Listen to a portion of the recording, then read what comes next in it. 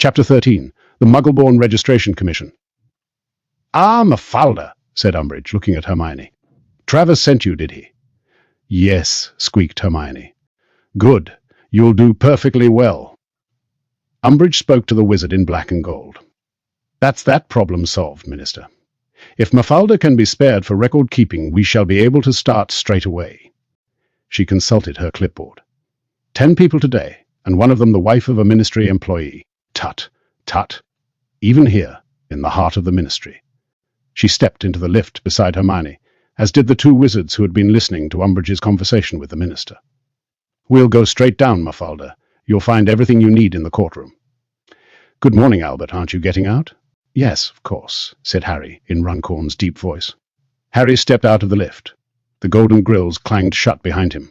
Glancing over his shoulder, Harry saw Hermione's anxious face sinking back out of sight, a tall wizard on either side of her, Umbridge's velvet hairbow level with her shoulder. "What brings you up here, Runcorn?" asked the new Minister of Magic. His long black hair and beard were streaked with silver, and a great overhanging forehead shadowed his glinting eyes, putting Harry in mind of a crab looking out from beneath a rock. "Needed a quick word with." Harry hesitated for a fraction of a second. "Arthur Weasley. Someone said he was up on level 1. "Ah," said Pious Thickness. "Has he been caught having contact with an undesirable?" "No," said Harry, his throat dry. "No, nothing like that." "Ah, well, it's only a matter of time," said Thickness. "If you ask me, the blood traitors are as bad as the mudbloods." "Good day, Runcorn." "Good day, Minister." Harry watched Thickness march away along the thickly carpeted corridor. The moment the minister had passed out of sight, Harry tugged the invisibility cloak out from under his heavy black cloak, threw it over himself, and set off along the corridor in the opposite direction. Runcorn was so tall that Harry was forced to stoop to make sure his big feet were hidden. Panic pulsed in the pit of his stomach as he passed gleaming wooden door after gleaming wooden door, each bearing a small plaque with the owner's name and occupation upon it. The might of the ministry, its complexity, its impenetrability, seemed to force itself upon him, so that the plan he had been carefully concocting with Ron and Hermione over the past 4 weeks seemed laughably childish. They had concentrated all their efforts on getting inside without being detected. They had not given a moment's thought to what they would do if they were forced to separate. Now Hermione was stuck in court proceedings, which would undoubtedly last hours. Ron was struggling to do magic that Harry was sure was beyond him, a woman's liberty possibly depending on the outcome. And he, Harry, was wandering around on the top floor when he knew perfectly well that his quarry had just gone down in the lift. He stopped walking, leaned against a wall, and tried to decide what to do. The silence pressed upon him. There was no bustling or talk or swift footsteps here. The purple carpeted corridors were as hushed as though the Muffliato charm had been cast over the place. Her office must be up here, Harry thought. It seemed most unlikely that Umbridge would keep her jewelry in her office, but on the other hand, it seemed foolish not to search it to make sure. He therefore set off along the corridor again, passing nobody but a frowning wizard who was murmuring instructions to a quill that floated in front of him, scribbling on a trail of parchment. Now, paying attention to the names on the doors, Harry turned a corner. Halfway along the next corridor, he emerged into a wide, open space where a dozen witches and wizards sat in rows at small desks not unlike school desks, though much more highly polished and free from graffiti. Harry paused to watch them, for the effect was quite mesmerizing. They were all waving and twiddling their wands in unison, and squares of colored paper were flying in every direction like little pink kites. After a few seconds, Harry realized that there was a rhythm to the proceedings, that the papers all formed the same pattern, and after a few more seconds, he realized that what he was watching was the creation of pamphlets, that the paper squares were pages, which, when assembled, folded, and magicked into place, fell into neat stacks beside each witch or wizard. Harry crept closer, although the workers were so intent on what they were doing that he doubted they would notice a carpet-muffled footstep, and he slid a completed pamphlet from the pile beside a young witch. He examined it beneath the invisibility cloak. Its pink cover was emblazoned with a golden title, Mudbloods and the Dangers They Pose to a Peaceful Pure Blood Society. Beneath the title was a picture of a red rose with a simpering face in the middle of its petals, being strangled by a green weed with fangs and a scowl. There was no author's name upon the pamphlet, but again, the scars on the back of his right hand seemed to tingle as he examined it, Then the young witch beside him confirmed his suspicion as she said, still waving and twirling her wand, "Will the old hag be interrogating mudbloods all day, does anyone know?" "Careful," said the wizard beside her, glancing around nervously. One of his pages slipped and fell to the floor. "What? Has she got magic ears as well as an eye now?" The witch glanced toward the shining mahogany door facing the space full of pamphlet makers. Harry looked too, and rage reared in him like a snake. Where there might have been a peephole on a Muggle front door, a large, round eye with a bright blue iris had been set into the wood, an eye that was shockingly familiar to anybody who had known Alastair Moody. For a split second, Harry forgot where he was and what he was doing there. He even forgot that he was invisible. He strode straight over to the door to examine the eye. It was not moving. It gazed blindly upward, frozen. The plaque beneath it read, "Dolores Umbridge, Senior Under-Secretary to the Minister." Below that, a slightly shinier new plaque read, "Head of the Muggle-Born Registration Commission." Harry looked back at the dozen pamphlet makers. Though they were intent upon their work, he could hardly suppose that they would not notice if the door of an empty office opened in front of them. He therefore withdrew from an inner pocket an odd object, with little waving legs and a rubber-bulbed horn for a body. Crouching down beneath the cloak, he placed the decoy detonator on the ground. It scuttled away at once through the legs of the witches and wizards in front of him. A few moments later, during which Harry waited with his hand upon the doorknob, there came a loud bang, and a great deal of acrid black smoke billowed from a corner. The young witch in the front row shrieked. Pink pages flew everywhere as she and her fellows jumped up, looking around for the source of the commotion. Harry turned the doorknob, stepped into Umbridge's office, and closed the door behind him. He felt he had stepped back in time. The room was exactly like Umbridge's office at Hogwarts. Lace draperies, doilies, and dried flowers covered every available surface. The walls bore the same ornamental plates, each featuring a highly coloured, beribboned kitten, gambolling and frisking with sickening cuteness. The desk was covered with a flouncy flowered cloth. Behind Mad Eye's eye, a telescopic attachment enabled Umbridge to spy on the workers on the other side of the door. Harry took a look through it, and saw that they were all still gathered around the decoy detonator. He wrenched the telescope out of the door, leaving a hole behind, pulled the magical eyeball out of it, and placed it in his pocket. Then he turned to face the room again, raised his wand, and murmured, "Accio Locket." Nothing happened, but he had not expected it to. No doubt Umbridge knew all about protective charms and spells. He therefore hurried behind her desk and began pulling open the drawers. He saw quills and notebooks, and spellotape, enchanted paper clips that coiled snake-like from their drawer and had to be beaten back, a fussy little lace box full of spare hair bows and clips, but no sign of a locket. There was a filing cabinet behind the desk. Harry set to searching it. Like Filch's filing cabinets at Hogwarts, it was full of folders, each labelled with a name. It was not until Harry reached the bottommost drawer that he saw something to distract him from his search, Mr. Weasley's file. He pulled it out and opened it. Arthur Weasley. Undesirable number 1, Harry muttered under his breath, as he replaced Mr. Weasley's folder and shut the drawer. He had an idea he knew who that was. And sure enough, as he straightened up and glanced around the office for fresh hiding places, he saw a poster of himself on the wall, with the words "Undesirable number 1" emblazoned across his chest. A little pink note was stuck to it with a picture of a kitten in the corner. Harry moved across to read it, and saw that Umbridge had written, to be punished, angrier than ever. He proceeded to grope in the bottoms of the vases and baskets of dried flowers, but was not at all surprised that the locket was not there. He gave the office one last sweeping look, and his heart skipped a beat. Dumbledore was staring at him from a small rectangular mirror, propped up on a bookcase beside the desk. Harry crossed the room at a run and snatched it up, but realized the moment he touched it that it was not a mirror at all. Dumbledore was smiling wistfully out of the front cover of a glossy book.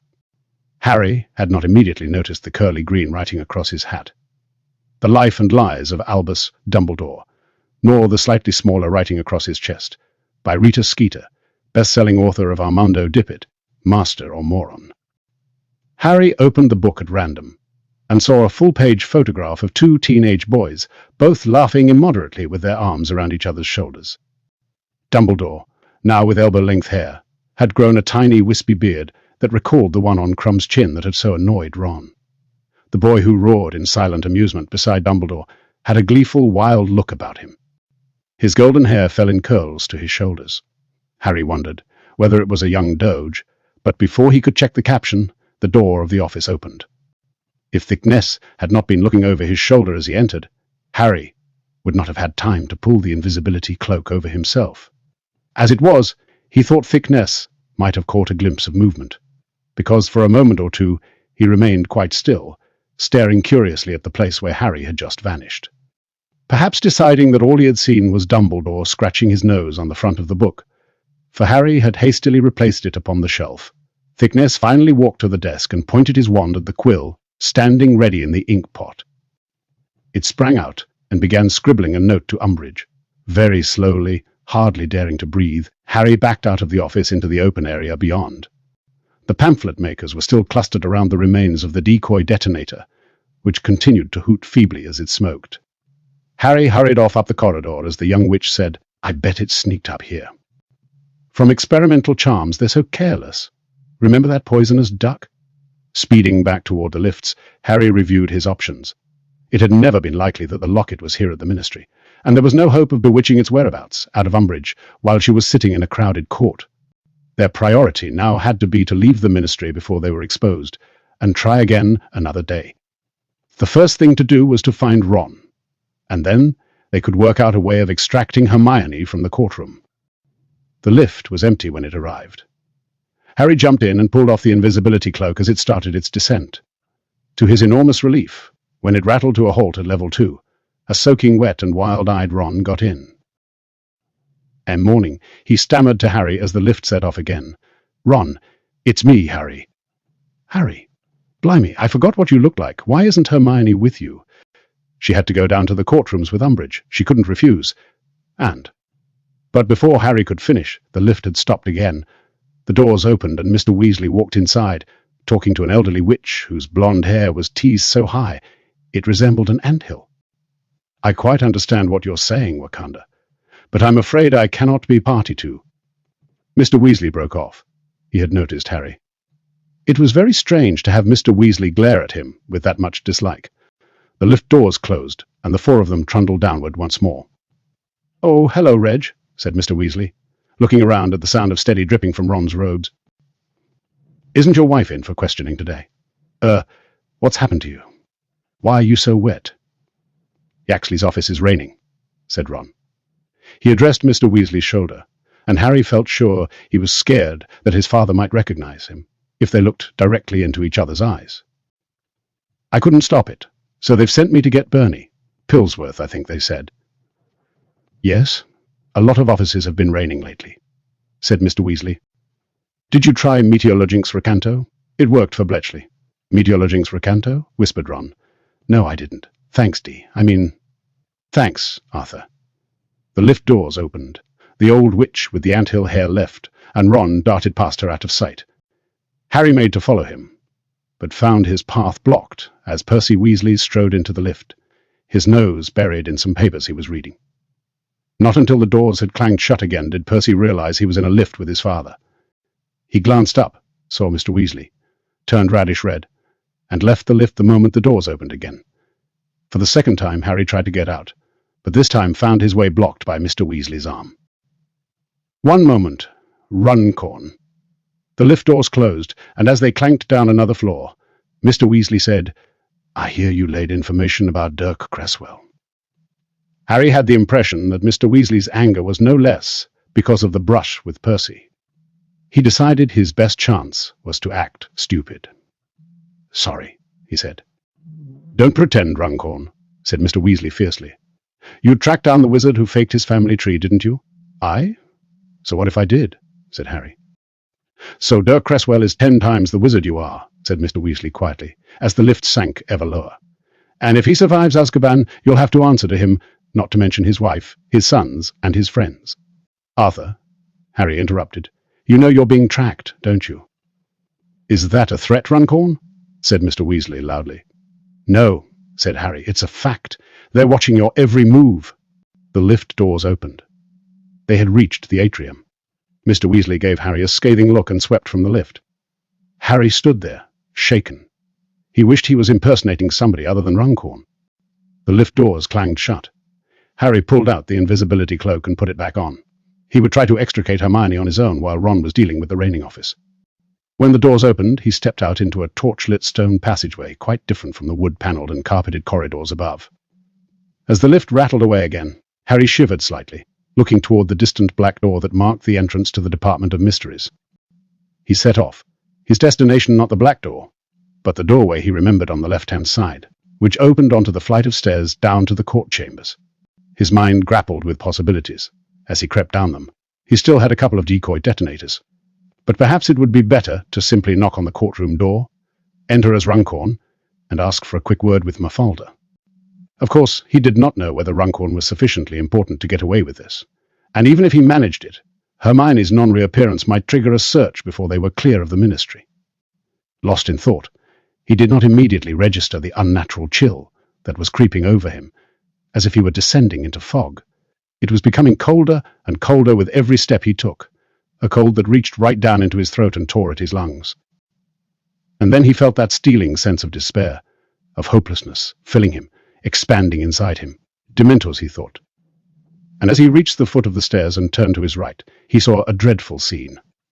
The dark passage outside the courtrooms was packed with tall, black-hooded figures, their faces completely hidden, their ragged breathing the only sound in the place. The petrified Muggle-borns brought in for questioning sat huddled and shivering on hard wooden benches. Most of them were hiding their faces in their hands, perhaps in an instinctive attempt to shield themselves from the Dementors' greedy mouths. Some were accompanied by families, others sat alone. The Dementors were gliding up and down in front of them, and the cold, and the hopelessness, and the despair of the place laid themselves upon Harry like a curse. Fight it, he told himself. But he knew that he could not conjure a Patronus here without revealing himself instantly. So he moved forward as silently as he could, and with every step he took numbness seemed to steal over his brain, but he forced himself to think of Hermione and of Ron, who needed him. Moving through the towering black figures was terrifying. The eyeless faces hidden beneath their hoods turned as he passed, and he felt sure that they sensed him, sensed, perhaps, a human presence that still had some hope, some resilience. And then, abruptly and shockingly, amid the frozen silence, one of the dungeon doors on the left of the corridor was flung open, and screams echoed out of it. "No, no, I'm half-blood. I'm half-blood, I tell you. My father was a wizard. He was. Look him up. Archie Alderton. He's a well-known broomstick designer. Look him up, I tell you. Get your hands off me. Get your hands off. This is your final warning," said Umbridge's soft voice, magically magnified so that it sounded clearly over the man's desperate screams. "If you struggle, you will be subjected to the Dementor's kiss." The man's screams subsided, but dry sobs echoed through the corridor. "Take him away," said Umbridge. Two Dementors appeared in the doorway of the courtroom, their rotting, scabbed hands clutching the upper arms of a wizard who appeared to be fainting. They glided away down the corridor with him, and the darkness they trailed behind them swallowed him from sight.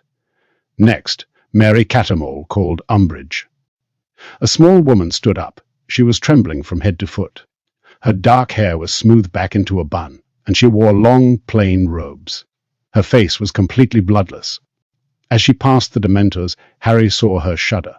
He did it instinctively, without any sort of plan, because he hated the sight of her walking alone into the dungeon. As the door began to swing closed, he slipped into the courtroom behind her. It was not the same room in which he had once been interrogated for improper use of magic. This one was much smaller. Though the ceiling was quite as high, it gave the claustrophobic sense of being stuck at the bottom of a deep well. There were more Dementors in here, casting their freezing aura over the place. They stood like faceless sentinels in the corners farthest from the high, raised platform. Here, behind a balustrade, sat Umbridge, with Yaxley on one side of her, and Hermione, quite as white-faced as Mrs. Cattermole, on the other. At the foot of the platform, a bright silver long-haired cat prowled up and down, and Harry realized that it was there to protect the prosecutors from the despair that emanated from the Dementors that was for the accused to feel, not the accusers. "Sit down," said Umbridge, in her soft, silky voice. Mrs. Cattermole stumbled to the single seat in the middle of the floor beneath the raised platform. The moment she had sat down, chains clinked out of the arms of the chair and bound her there. "You are Mary Elizabeth Cattermole?" asked Umbridge. Mrs. Cattermole gave a single shaky nod. "Married to Reginald Cattermole of the Magical Maintenance Department." Mrs. Cattermole burst into tears. "I don't know where he is. He was supposed to meet me here." Umbridge ignored her. "Mother to Maisie, Ellie, and Alfred Cattermole." Mrs. Cattermole sobbed harder than ever. "They're frightened. They think I might not come home." "Spare us," spat Yaxley. "The brats of mudbloods do not stir our sympathies." Mrs. Cattermole's sobs masked Harry's footsteps, as he made his way carefully toward the steps that led up to the raised platform. The moment he had passed the place where the Patronus cat patrolled, he felt the change in temperature. It was warm and comfortable here. The Patronus, he was sure, was Umbridge's, and it glowed brightly because she was so happy here, in her element, upholding the twisted laws she had helped to write. Slowly, and very carefully, he edged his way along the platform behind Umbridge, Yaxley, and Hermione, taking a seat behind the latter. He was worried about making Hermione jump. He thought of casting the Muffliato charm upon Umbridge and Yaxley, but even murmuring the word might cause Hermione alarm. Then Umbridge raised her voice to address Mrs. Cattermole, and Harry seized his chance. "I'm behind you," he whispered into Hermione's ear. As he had expected, she jumped so violently, she nearly overturned the bottle of ink with which she was supposed to be recording the interview. But both Umbridge and Yaxley were concentrating upon Mrs. Cattermole, and this went unnoticed. "A wand was taken from you upon your arrival at the Ministry today, Mrs. Cattermole," Umbridge was saying. 8 3/4 inches, cherry, unicorn hair core. "Do you recognize that description?" Mrs. Cattermole nodded, mopping her eyes on her sleeve. "Could you please tell us from which witch or wizard you took that wand?" "Took," sobbed Mrs. Cattermole. "I didn't take it from anybody. I bought it when I was 11 years old. It chose me." She cried harder than ever. Umbridge laughed, a soft, girlish laugh that made Harry want to attack her. She leaned forward over the barrier, the better to observe her victim, and something gold swung forward too, and dangled over the void, the locket. Hermione had seen it. She let out a little squeak, but Umbridge and Yaxley, still intent upon their prey, were deaf to everything else. "No," said Umbridge. "No, I don't think so, Mrs. Cattermole. Wands only choose witches or wizards. You are not a witch. I have your responses to the questionnaire that was sent to you here. Mafalda, pass them to me." Umbridge held out a small hand. She looked so toad-like at that moment that Harry was quite surprised not to see webs between the stubby fingers. Hermione's hands were shaking with shock. She fumbled in a pile of documents balanced on the chair beside her, finally withdrawing a sheaf of parchment with Mrs. Cattermole's name on it. That's pretty, Dolores," she said, pointing at the pendant gleaming in the ruffled folds of Umbridge's blouse. "What?" snapped Umbridge, glancing down. "Oh, yes! An old family heirloom," she said, patting the locket lying on her large bosom. "The S stands for Selwyn. I am related to the Selwyns. Indeed, there are few pure-blood families to whom I am not related. A pity," she continued, in a louder voice, flicking through Mrs. Cattermole's questionnaire, "that the same cannot be said for you. Parents' professions, greengrocers."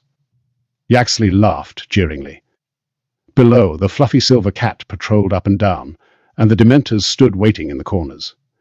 It was Umbridge's lie that brought the blood surging into Harry's brain and obliterated his sense of caution.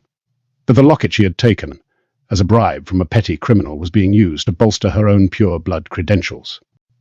He raised his wand, not even troubling to keep it concealed beneath the invisibility cloak, and said, "Stupefy!" There was a flash of red light. Umbridge crumpled, and her forehead hit the edge of the balustrade. Mrs. Cattermole's papers slid off her lap onto the floor, and down below, the prowling silver cat vanished.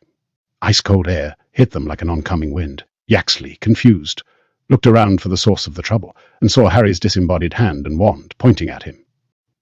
He tried to draw his own wand, but too late. Stupefy, Yaxley slid to the ground to lie curled on the floor. "Harry!" "Hermione, if you think I was going to sit here and let her pretend." "Harry, Mrs. Cattermole." Harry whirled around, throwing off the invisibility cloak. Down below, the Dementors had moved out of their corners. They were gliding toward the woman chained to the chair, whether because the Patronus had vanished, or because they sensed that their masters were no longer in control. They seemed to have abandoned restraint. Mrs. Cattermole let out a terrible scream of fear as a slimy, scabbed hand grasped her chin and forced her face back. "Expecto Patronum!" The silver stag soared from the tip of Harry's wand and leaped toward the Dementors, which fell back and melted into the dark shadows again. The stag's light, more powerful and more warming than the cat's protection, filled the whole dungeon as it cantered around and around the room. "Get the Horcrux," Harry told Hermione. He ran back down the steps, stuffing the invisibility cloak back into his bag, and approached Mrs. Cattermole. "You?" she whispered, gazing into his face. But Reg said you were the one who submitted my name for questioning." "Did I?" muttered Harry, tugging at the chains binding her arms. "Well, I've had a change of heart. Defindo. Nothing happened." "Hermione, how do I get rid of these chains? Wait, I'm trying something up here. Hermione, we're surrounded by Dementors." "I know that, Harry, but if she wakes up and the locket's gone, I need to duplicate it." "Jiminio." "There. That should fool her." Hermione came running downstairs. "Let's see. Relatio." The chains clinked and withdrew into the arms of the chair. Mrs. Cattermole looked just as frightened as ever before. "I don't understand," she whispered. "You're going to leave here with us," said Harry, pulling her to her feet. "Go home, grab your children, and get out of the country if you've got to. Disguise yourselves and run. You've seen how it is. You won't get anything like a fair hearing here." "Harry," said Hermione, "how are we going to get out of here with all those Dementors outside the door?" "Patronuses," said Harry, pointing his wand at his own. The stag slowed and walked, still gleaming brightly, toward the door. "As many as we can muster. Do yours, Hermione." Expecto Patronum," said Hermione. "Nothing happened." "It's the only spell she ever has trouble with," Harry told a completely bemused Mrs. Cattermole. "Bit unfortunate, really. Come on, Hermione. Expecto Patronum." A silver otter burst from the end of Hermione's wand and swam gracefully through the air to join the stag. "Come on," said Harry, and he led Hermione and Mrs. Cattermole to the door. When the patronesses glided out of the dungeon, there were cries of shock from the people waiting outside. Harry looked around. The Dementors were falling back on both sides of them, melding into the darkness, scattering before the silver creatures. "It's been decided that you should all go home and go into hiding with your families," Harry told the waiting Muggle-borns, who were dazzled by the light of the patronesses and still cowering slightly. "Go abroad if you can. Just get well away from the Ministry. That's the, new official position. Now, if you'll just follow the patronesses, you'll be able to leave from the atrium." They managed to get up the stone steps without being intercepted, but as they approached the lifts, Harry started to have misgivings. If they emerged into the atrium with the silver stag, an otter soaring alongside it, and 20 or so people, half of them accused Muggle-borns, he could not help feeling that they would attract unwanted attention. He had just reached this unwelcome conclusion when the lift clanged to a halt in front of them. "Reg!" screamed Mrs. Cattermole, and she threw herself into Ron's arms. "Runcorn let me out. He attacked Umbridge and Yaxley, and he's told all of us to leave the country. I think we better do it, Reg, I really do. Let's hurry home and fetch the children, and why are you so wet?" "Water," muttered Ron, disengaging himself. "Harry, they know there are intruders inside the Ministry. Something about a hole in Umbridge's office door. I reckon we've got 5 minutes, if that." Hermione's Patronus vanished with a pop as she turned a horror-struck face to Harry. "Harry, if we're trapped here, we won't be if we move fast," said Harry. He addressed the silent group behind them, who were all gawping at him. "Who's got wands?" About half of them raised their hands. "Okay, all of you who haven't got wands need to attach yourself to somebody who has. We'll need to be fast before they stop us. Come on." They managed to cram themselves into 2 lifts. Harry's Patronus stood sentinel before the golden grills as they shut, and the lifts began to rise. "Level 8, said the witch's cool voice. "Atrium." Harry knew at once that they were in trouble. The atrium was full of people moving from fireplace to fireplace, sealing them off. "Harry," squeaked Hermione, "what are we going to?" "Stop!" Harry thundered, and the powerful voice of Runcorn echoed through the atrium. The wizards sealing the fireplaces froze. "Follow me," he whispered to the group of terrified Muggle-borns, who moved forward in a huddle, shepherded by Ron and Hermione. "What's up, Albert?" said the same balding wizard who had followed Harry out of the fireplace earlier, He looked nervous. "This lot need to leave before you seal the exits," said Harry with all the authority he could muster. The group of wizards in front of him looked at one another. "We've been told to seal all exits and not let anyone. Are you contradicting me?" Harry blustered. "Would you like me to have your family tree examined like I had Dirk Cresswell's?" "Sorry," gasped the balding wizard, backing away. "I didn't mean nothing, Albert, but I thought they were in for questioning, and—" "Their blood is pure," said Harry, and his deep voice echoed impressively through the hall. "Purer than many of yours, I dare say. Off you go," he boomed to the Muggle-borns, who scurried forward into the fireplaces and began to vanish in pairs. The Ministry wizards hung back, some looking confused, others scared and resentful. Then, "Mary—" Mrs. Cattermole looked over her shoulder. The real Reg Cattermole, no longer vomiting but pale and wan, had just come running out of a lift. "Our Reg." She looked from her husband to Ron, who swore loudly. The balding wizard gaped, his head turning ludicrously from one Reg Cattermole to the other. "Hey, what's going on? What is this?" "Seal the exit. Seal IT." Yaxley had burst out of another lift and was running toward the group beside the fireplaces, into which all of the Muggle-borns but Mrs. Cattermole had now vanished. As the balding wizard lifted his wand, Harry raised an enormous fist and punched him, sending him flying through the air. "He's been helping Muggle-borns escape Yaxley," Harry shouted. The balding wizard's colleagues set up an uproar, under cover of which Ron grabbed Mrs. Cattermole, pulled her into the still-open fireplace, and disappeared. Confused, Yaxley looked from Harry to the punched wizard, while the real Reg Cattermole screamed, "My wife!" "Who was that with my wife? What's going on?" Harry saw Yaxley's head turn, saw an inkling of the truth dawn in that brutish face. "Come on!" Harry shouted at Hermione. He seized her hand, and they jumped into the fireplace together as Yaxley's curse sailed over Harry's head.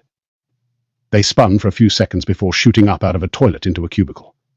Harry flung open the door. Ron was standing there beside the sinks, still wrestling with Mrs. Cattermole.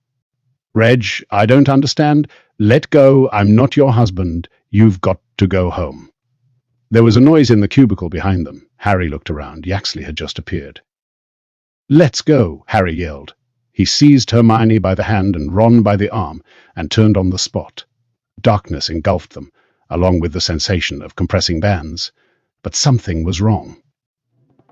Hermione's hand seemed to be sliding out of his grip. He wondered whether he was going to suffocate. He could not breathe or see, and the only solid things in the world were Ron's arm and Hermione's fingers, which were slowly slipping away. And then he saw the door of number 12, Grimmauld Place, with its serpent door-knocker, but before he could draw breath, there was a scream and a flash of purple light. Hermione's hand was suddenly vice-like upon his, and everything went dark again.